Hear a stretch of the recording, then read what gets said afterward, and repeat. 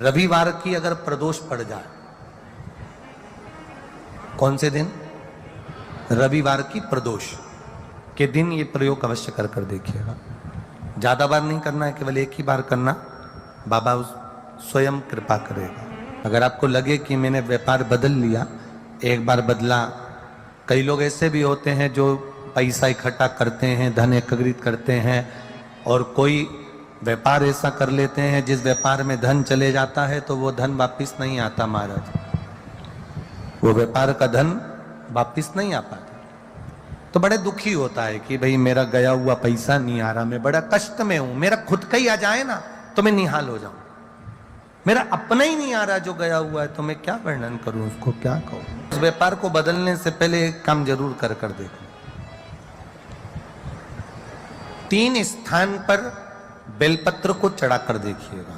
धन भी हमारा कहीं डूब गया, आ नहीं रहा है, तो प्रयास करना 3 स्थान पर चढ़ाई गई बेलपत्र हमें सुख का अनुभव करा देती। बहुत ध्यान लगाइएगा।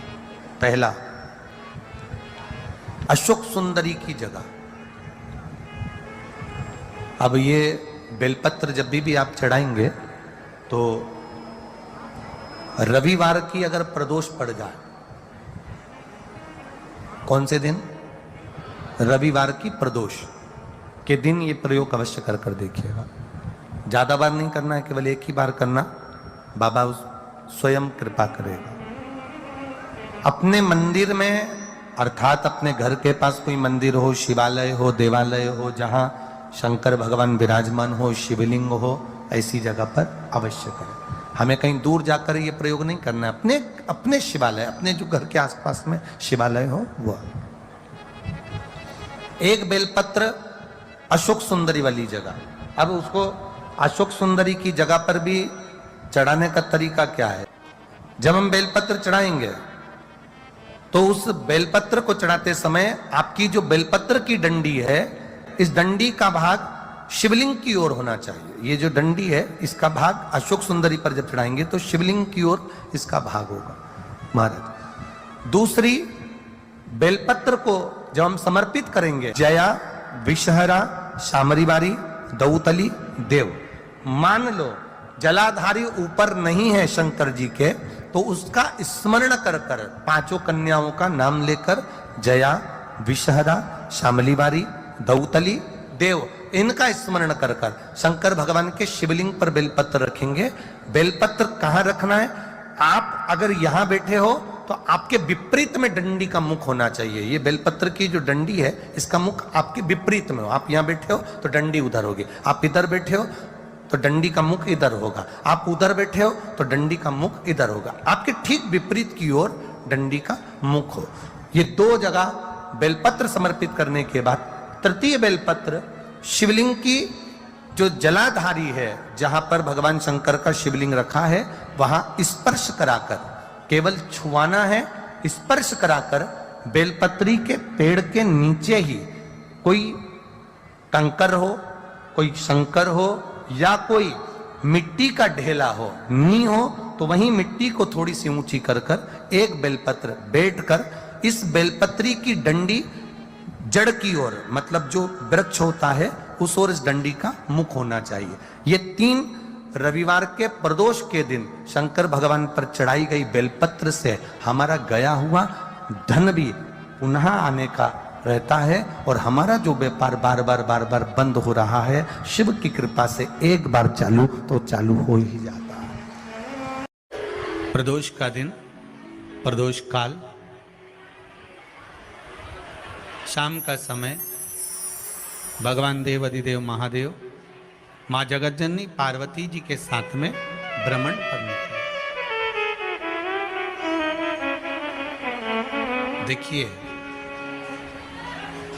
अगर प्रदोष का व्रत नहीं कर सकते, प्रदोष के दिन आप व्रत नहीं कर सकते, मान लो आपसे भूखा नहीं रहा जाए, प्रदोष का व्रत नहीं कर सकते, प्रदोष के दिन आप भूखे नहीं रह सकते, मंदिर भी नहीं जा सकते, दिया भी नहीं लगा सकते, तो शिव महापुराण की कथा कहती है कि प्रदोष के दिन प्रदोष काल में अपने ही दरवाजे के पास में देवाधिदेव महादेव का स्मरण कर कर लक्ष्मी की वृद्धि के लिए, कार्य सिद्धि के लिए, संपदा को प्राप्त करने के लिए आप अपने ही दरवाजे के पास में एक दीप लगा सकते हो। कौन से दिन? प्रदोष के।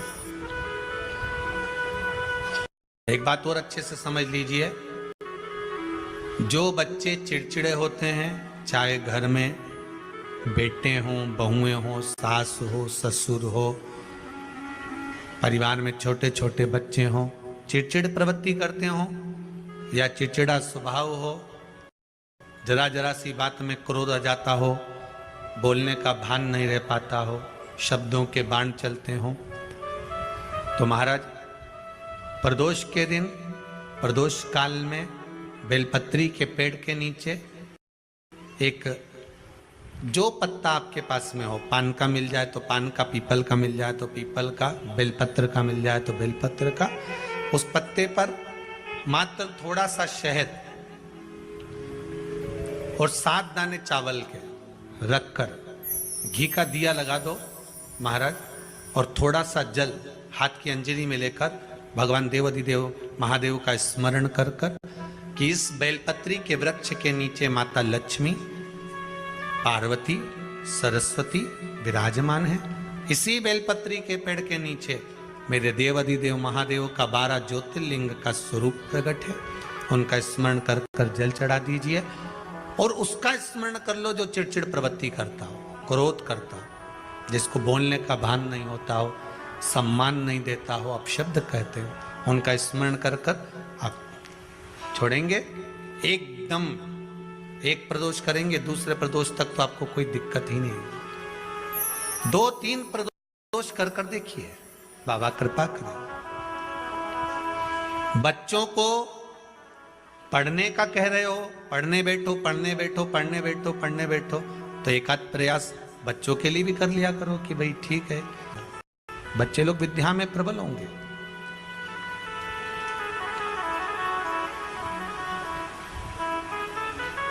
शिव उपासना का जो फल है वह 1000 का लगे।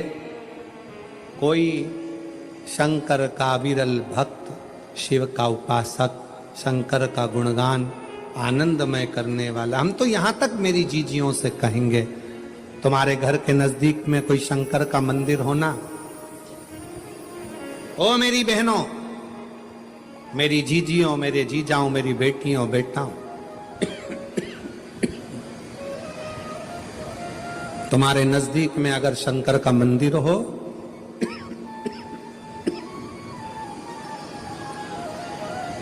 तो उस शिव मंदिर में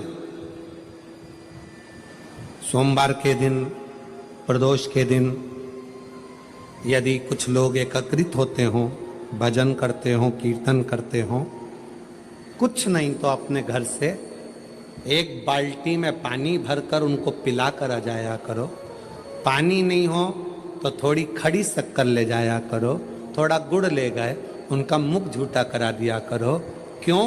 क्योंकि शिव भक्त के शरीर की हड्डी का स्पर्श भी राक्षस को हो गया, वो तर गया।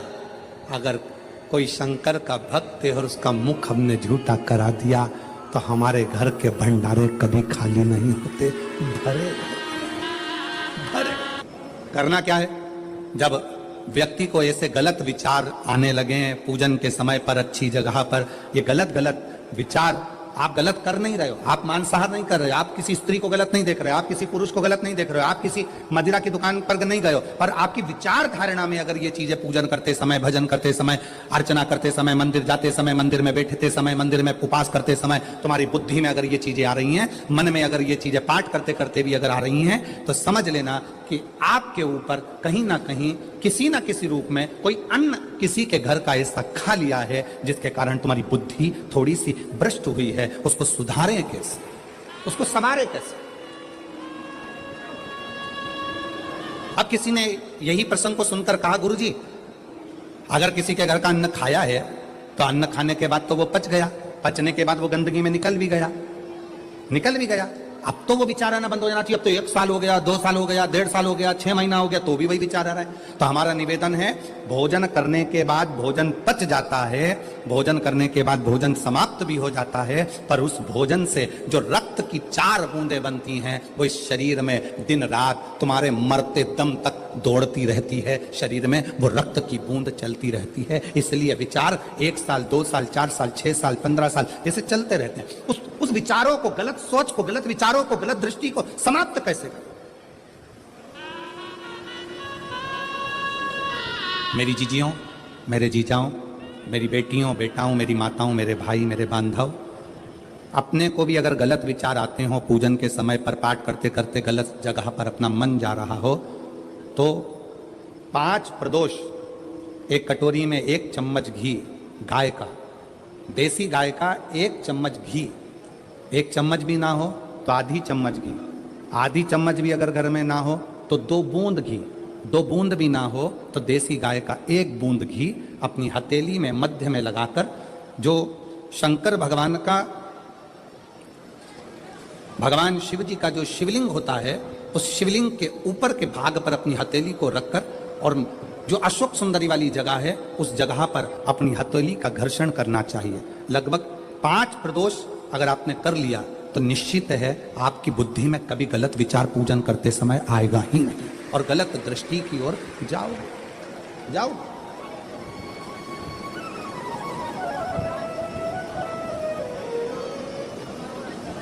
वेद लक्षणा गाय, देसी गौ माता का घृत जीवन को एक आनंदता देता है। आनंद।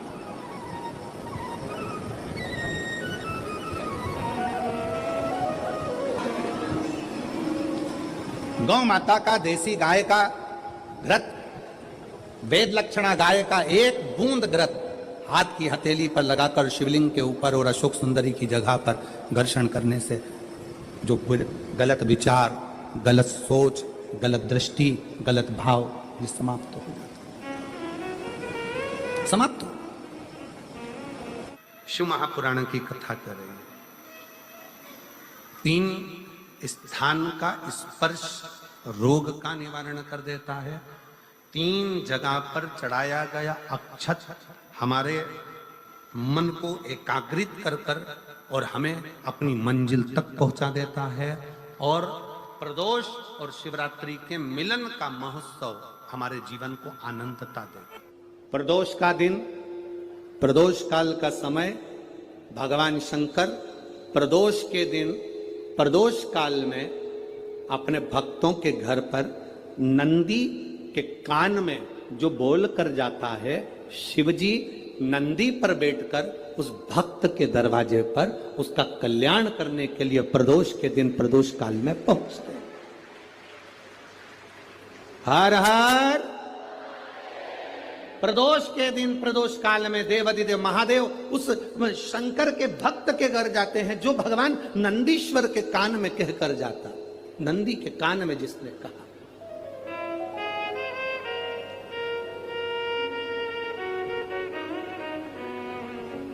शंकर भगवान के इस शिवलिंग का स्मरण आप करेंगे।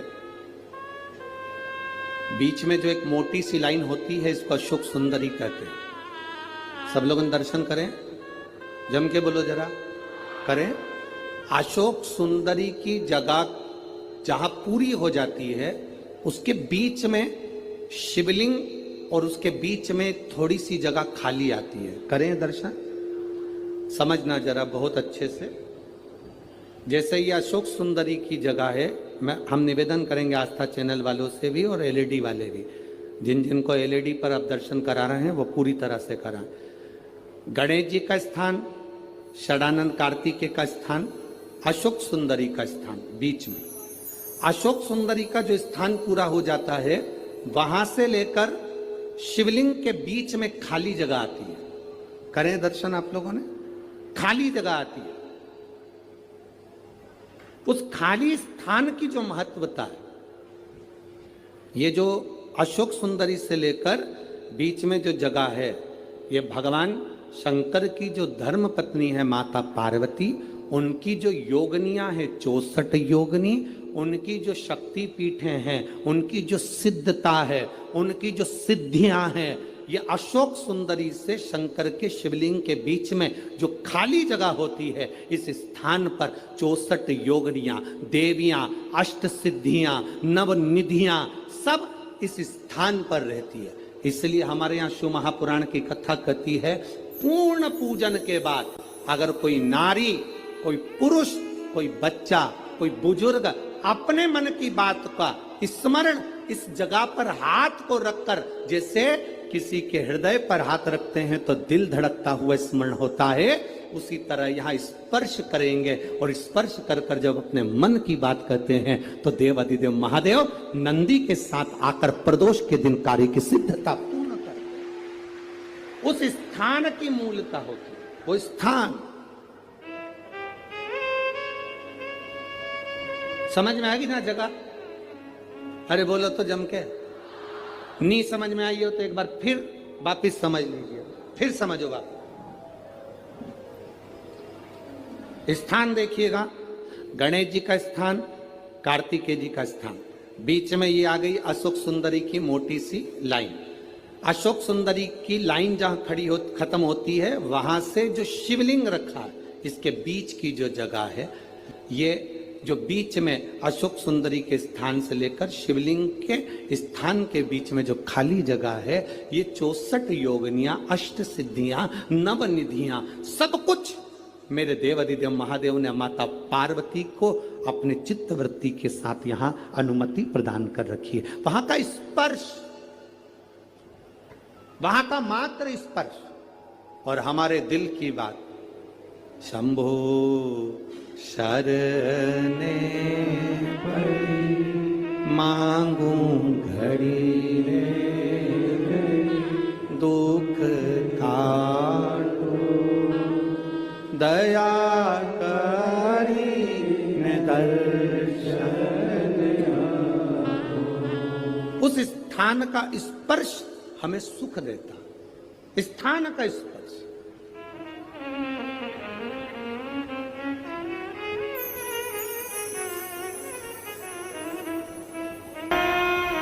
और कितनी सुंदर बात नंदी ने कही है।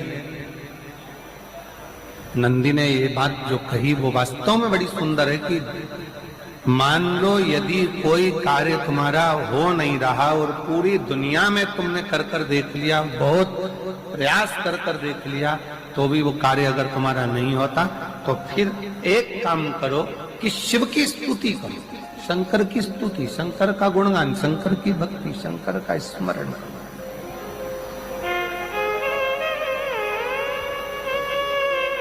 फिर शिव की स्तुति करिए, शंकर से विनय करिए, शंकर से निवेदन करिए, शंकर का गुणगान करिए।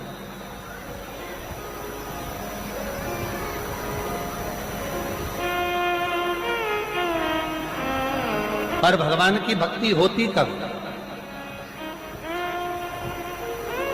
जितने आस्था चैनल पर कथा सुन रहे हैं, जितने फेसबुक यूट्यूब पर कथा सुन रहे हैं, जितने पंडाल में बैठकर शिव भक्त कथा को रसपान कर रहे हैं, उनसे निवेदन करूंगा कि शंकर की भक्ति होती कब है, शंकर का स्मरण कब होता है, शंकर की भक्ति कब होती है, शंकर की कथा सुनने में मन कब लग सकता है?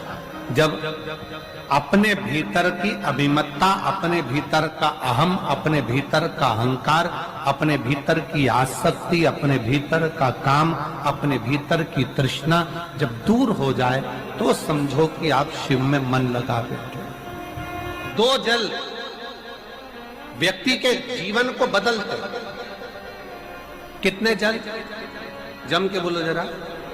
दो जल। एक देवाधिदेव महादेव के लिए भरा गया एक लोटा जल और दूसरा है स्वयं के लिए भरा गया एक लोटा जल। यहां पर अगर बुजुर्ग मेरी माताएं बैठी होंगी, मेरी जीजियां बैठी हैं, मेरे जीजा बैठे हैं, बुजुर्ग जितनी माताएं बैठी हैं, वो पुराने समय का अगर लेख उठाकर देखेंगे तो पुराने समय के लोग भोजन करने बैठते थे ना, तो भोजन करने से पहले अपने पानी के लोटे को भरकर, अपना गिलास भरकर बैठते थे। किसी ने देखा है कि नहीं देखा? जम के बोलो जरा, देखा है आप लोगों ने? पुराने समय के लोग जब भोजन करने बैठते थे, पुराने समय के लोग जब भोजन करने बैठते थे तो अपना पानी का गिलास, अपना पानी का लोटा पहले भरकर आसन लग जाता था। बहू आसन लगा देती थी, बहू खाना बना देती थी, घर की पत्नी खाना बना देती थी, भोजन बना देती थी, घर के लोग भोजन दे देते थे। थाली कोई भी लगा कर ला के दे, थाली कोई सजा कर ला कर दे, पर घर का जो व्यक्ति खाना खाने बैठता था, भोजन करने बैठता था, वो अपना पानी स्वयं भर कर बैठता था।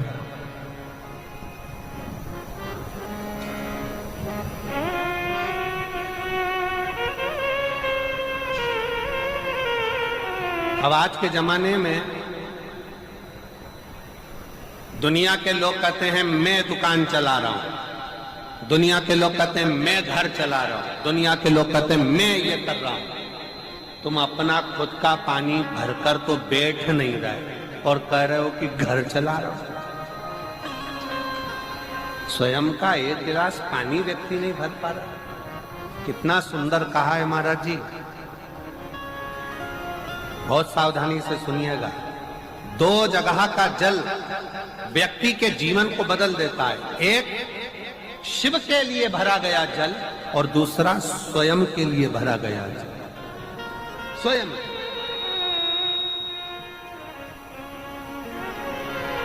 शंकर के मंदिर में जा रहे हो, एक लोटा जल अपने घर से भरकर लेकर चले जाओ और अपने घर में जब तुम भोजन करने बैठ रहे हो, जब तुम रोटी खाने बैठ रहे हो, भोजन करने बैठ रहे हो, भोजन ग्रहण करने बैठ रहे हो, जब तुम भोजन को ग्रहण करने के लिए बैठ रहे हो, तब अपने घर में जब तुम भोजन ग्रहण करने बैठ रहे हो तो एक लोटा जल या एक गिलास पानी भरकर बैठो। बहू अच्छी है, पानी भरेगी, मना नहीं है। बेटा अच्छा है, पानी भरेगा, मना नहीं है। पोता अच्छा है, पोती अच्छी है, नाती अच्छा है, पंती अच्छा है, घर में सब अच्छे। तुम्हारी पत्नी भी अच्छी है, तुम खाना खाओगे तो वो पानी ला कर दे देगी। तुम्हारी बहू भी अच्छी है, तुम भोजन करोगे तो वो पानी ला कर दे देगी। तुम्हारा परिवार का हर व्यक्ति अच्छा है, तुम्हारा कहना मानता है। तुम जिम में बैठोगे, भोजन करने बैठोगे तो वो पानी ला कर देगा। पर शिव पुराण की कथा कहती है, जो व्यक्ति भोजन करते समय अपना जल स्वयं भर कर बैठता है, उसकी जिंदगी में से 3 रोग समाप्त हो जाते हैं। कितने रोग समाप्त हो जाते हैं? 3।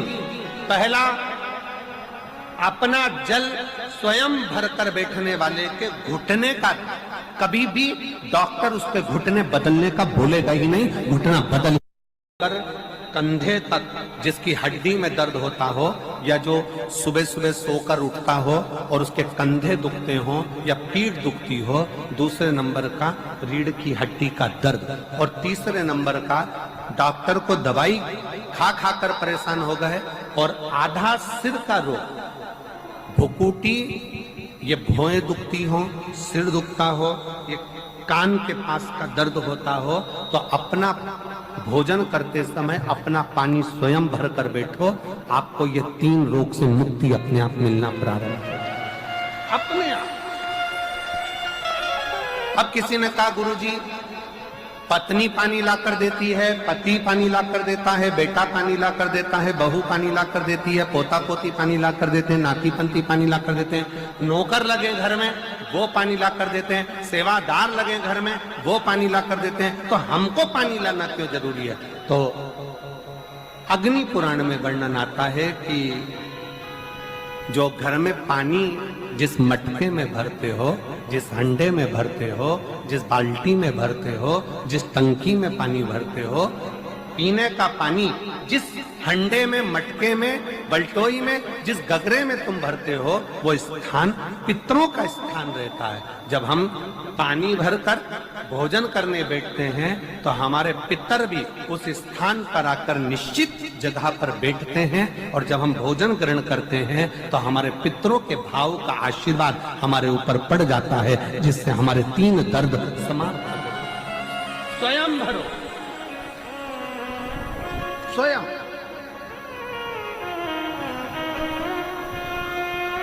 अब आज का जमाना इतना विचित्र है कि नौकर चाकर, परिवार, घर इतना बड़ा हो गया। आज के जमाने में कोई सोफे पे से उठना पसंद नहीं करता, वहीं से आवाज लगा देते हैं, ला मेरा भोजन लगा दे, रोटी लाओ। रोटी आई तो मालूम पड़ा पानी लाकर रखा बहू ने। वो बहू ला देगी, बहुत अच्छी है, बहू बेकार नहीं है, बहुत अच्छी है, बेटी बहुत अच्छी है, ला देगी पानी, भोजन भी लाएगी, पानी भी लाएगी, सब कुछ लाएगी। पर पहला फर्ज अपना है, जब तक शरीर चले, पांव चले, हाथ पैर चले और तुम पलंग पर नहीं पड़े हो, तुम्हारा शरीर अगर चल रहा है तो पहले रसोई घर